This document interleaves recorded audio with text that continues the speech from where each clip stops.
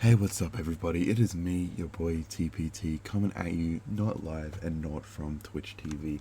Hope you all are having a fantastic day today.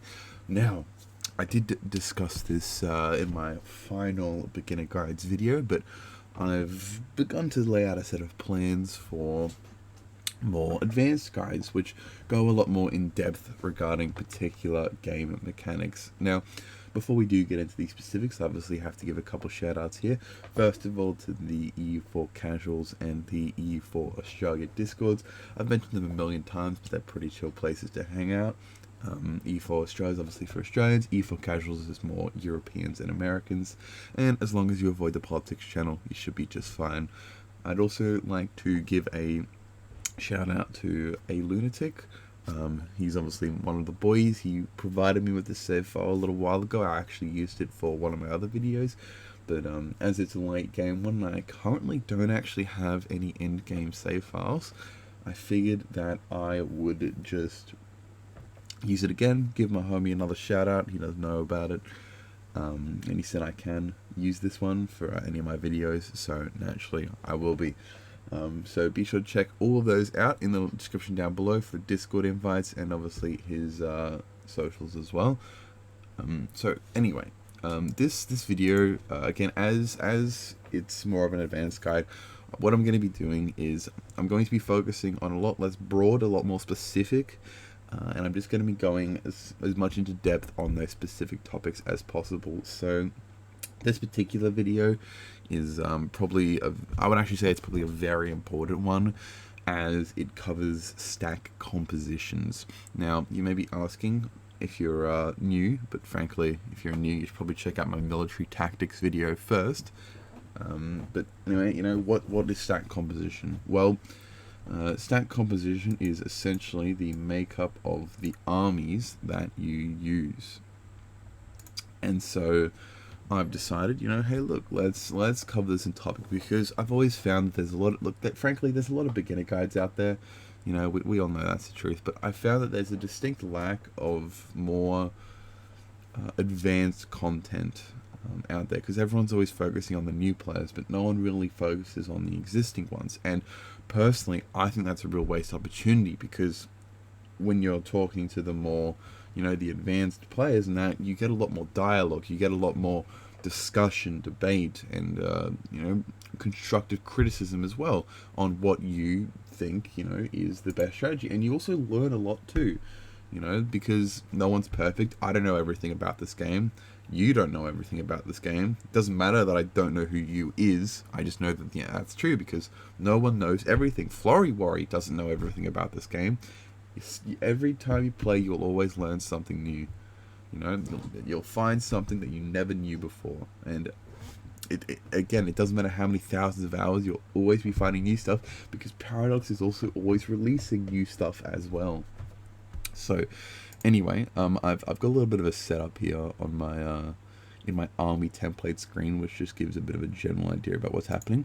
But the main factor that affects your stack composition, there's two factors. The big one is combat width, which you can see over here. It starts at a base of 20 and it increases up. Sorry, it starts at a base of 15 actually, but 20 for most countries.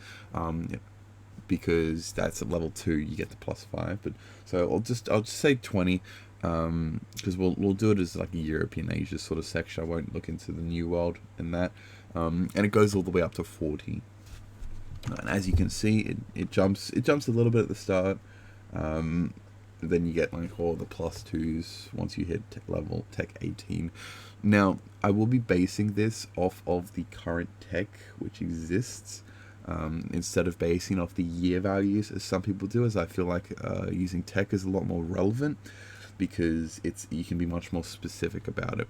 And the other important one is obviously the Tech 7 as well as 16 in that, where the cannon starts to become a lot stronger, you know, with the so like I said, Tech 7, Tech 16, 22, 25, and 32 are the important ones. But frankly, in my opinion, the most important two are 7 and 16, as by Tech 22 you should be maxing out your backline anyway. You should be able to afford it by that point. So anyway, these four here are the main points, I would say, for your main composition. So starting off 1444, I actually meant to put Tech 3 here, sorry, not Tech 4. But this right here is a pretty standard max size stack of 18 infantry and 2 cavalry. So the reason that you start off with the 18 and 2 is because you're at a combat width of 20, and you always want to have 2 cavalry just to get flanking bonus. Frankly, I don't really like cavalry outside of flanking bonuses. I know when you're playing the Commonwealth, you can afford to run a lot more, as you know, you've got like the 53%, plus you've also got the hordes, which also get those cav bonuses. As you can see, they're 20% cav combat ability, although obviously the Commonwealth gets the most at 33% in the Winged Hussars. But frankly, this is just very generic. I would still like to keep it generic, because personally, even when you're playing the Commonwealth, I still don't like to run horses. I just find them to be cost inefficient, and you know, when you lose the 25 the tactics, I think it's is it 25 or 50? I think it's, let me just check quick. Yeah, 25% tactics for your cav to infantry ratio. So not really a fan of that, to be honest. So I just like to run the infantry and the cannon stacks, as it keeps things nice and simple. It means you don't really need to learn too much, and you can just, you know, roll with it. So anyway, this right here is the ideal starting stack of 18 and 2. And obviously, you don't really need to worry about your backup stacks yet, as you don't have backline. You're only running frontline infantry. And obviously, like, it is a reasonably large stack, but I would suggest trying to run 2 cavalry as soon as possible, because whilst I'm not a huge fan of cavalry in large numbers, the flanking bonus that you get is still very nice, as it does directly increase the amount of damage output that you deal when the enemy army is smaller than yours. And in the early game, a lot of the time they will be smaller than yours, because you'll be cleaning up, like little one province miners here and there. Like, oh, Arkan probably got like 10k troops, like 6k troops at the start of the game, should I say. And so it just lets you wipe them out that little bit quicker. So anyway, next stack is at Tech 7. Now this is 24, 2, and 24. So I keep a little bit of extra infantry in here, but realistically, the combat width at Tech 7 is just 24, so you could frankly just run 22, 2, and 24. But to be fair, a lot of the time you won't really be able to run this many cannons quite that early, because as you can see, this thing costs 26 ducats a month to run, and that's with a number of cost reducing ideas already in here. Like, we've got the quantity for the minus 15% upkeep cost. We've also got another 10% here, so we're running like minus 25. So frankly, it would probably be an extra 25% on that, so it's very expensive. So I would suggest not using that type of stack outside of multiplayer battles. So if you're just fighting single players, I would just run as many cannons as possible that you can afford. However, when you get into early PvP wars, I would suggest trying to max out your cannons as soon as possible, because that is still just pure raw damage. In that early fire phase, those cannons are doing a significant amount of damage. They have almost twice the infantry fire of the infantry, although obviously they don't get these shock benefits, but that's still twice the infantry fire, so you could be dealing 2 times as many casualties in those situations. So I would never, even if you're running a deficit, if you're in an important PvP war, max out your back cannons. Alright, that's just max them out, because you can never have too much damage. And frankly, if you lose that war, you're probably dead anyway, so it's okay to sack your economy a bit to make up for it. Next, we have Tech 16, which, as I mentioned, is one of the important ones. Again, I've got the extra 2 cav, but I would suggest running 28, 2, and 30. Again, the reason that you keep on having the cav is if you are running into smaller stacks, then that cav will directly benefit you.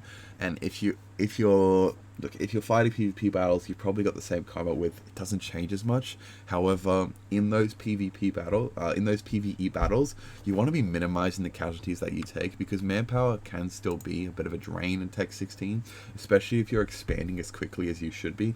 If you're in Asia or something, you want to just be absolutely like massacring everybody in your path and just ballooning as quickly as possible. And so you don't want to be wasting manpower where it's not necessary. And so because of that, I still recommend including the extra 2 cavalry right up until the end of the game. So anyway, by this point, you really should be maxing out your back line, though. This shouldn't even be a question. You should be having 30 cannons in your stack. As much as possible. I get, if you're playing like Tunis or something, maybe a little more understandable, but realistically, you should be having max cannon stacks by this point.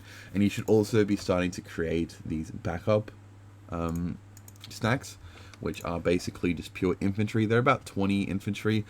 Frankly, I would suggest having your backup stacks be one of 2 types. You either have the full combat width spare, or you have half of the combat width. I personally prefer half of the combat width, because you don't really tend to lose your whole front line at the same time. You might lose about half of it and then the other half. And so because of that, if you send in your full combat width worth of more infantry, there'll be a couple ticks in which they're taking morale damage without being on the front lines, which is something that you want to avoid, because overstacking equals bad. So my suggestion is, again, like 30-30 or 28-30, as well as a number of the backup stacks between around 15 to 25 would be my suggestion at the max. You can maybe take 10k, but honestly, if your backup stacks are like 10k, it's not even really worth it at that point. I would also suggest, if possible, trying to run around 2 of these stacks around Tech 16, as interception is very important, but I won't talk about that in this video. I'm going to be talking about that in another one, as I have a number of videos planned. I'd also like to keep them a little shorter, around like hopefully no more than about 20 minutes, preferably aiming towards around 15, as again they are very specific topics, but I realize that it probably gets boring if I drag on about something very specific for a long period of time, so I'm going to try not to do that too much. Plus it probably YouTube algorithm gotta hit me up with that. So anyway, the last main stat composition is at Tech 26 plus, because Tech 26 is when you get your final combat with bonus of +2, which puts it up to 40. And by this point, it's not even a question. You'll be running 4240, 38-240. You will have a backline. You'll probably have multiple backline stacks at this point. And so you should be running exactly this combo, because this is obviously, providing you the best bang for your buck. The 40 cannons also mean that you will blitz level 8 forts even. You'll be getting the full +8 modifier, I believe, with the Napoleonic bonus from Age of Revolutions. Because you can grab, where is it? Yeah, Napoleonic Warfare right here, +8. Gives you a total of +8 artillery bonus versus fort, which when you're blowing open those level 8s, alright, that makes a pretty big difference. Ignore the fact they're only level 2s, because he was just expanding freely, like no one was really sieging him down or anything, so they're more of just a placeholder at this point to keep up your professionalism, as you can see. Anyway, so yeah, so my advice is run 4240s. These are great siege stacks. Like I said, you'll actually start off almost like, I think like -21 or something, or -14 against level 8 forts with this, once you've got that Napoleonic Warfare buff. So they really can blitz down those mountain forts, which is something you need to be doing as quickly as possible in those multiplayer battles. You need to be doing it fast, stat, ASAP. And so it's really important to be running as much cannons as you can fit in the back line as quickly as possible, because forts are king in multiplayer, particularly like if you get like say for example Gibraltar, that's a level 8 fort there, put a rampart on there, and if you're trying to like get across here from here, they cut you off with straight to Gibraltar, boom, that's a million troops, that's like 80k troops gone otherwise. So you want to be blitzing them as soon as possible and such. And so, you know, you want to be running around this sort of composition. I wouldn't suggest running any less than that. Otherwise, the enemy will be the ones benefiting from those cavalry bonuses. And your backup stacks should be 20k by this point. I would suggest not running more or less than 20k. As well, one, if you only lose 20k, it's not really too big of a deal. Plus, also, it's enough to recover a lot of your front line. You can keep on seeing them inconsistently, because late term battles, you can lose 15,000 troops a day in these late game battles. If you've got like if you've got 2 full lines of men from both sides, and if you don't know, damage actually increases every single day that that the fighting goes on.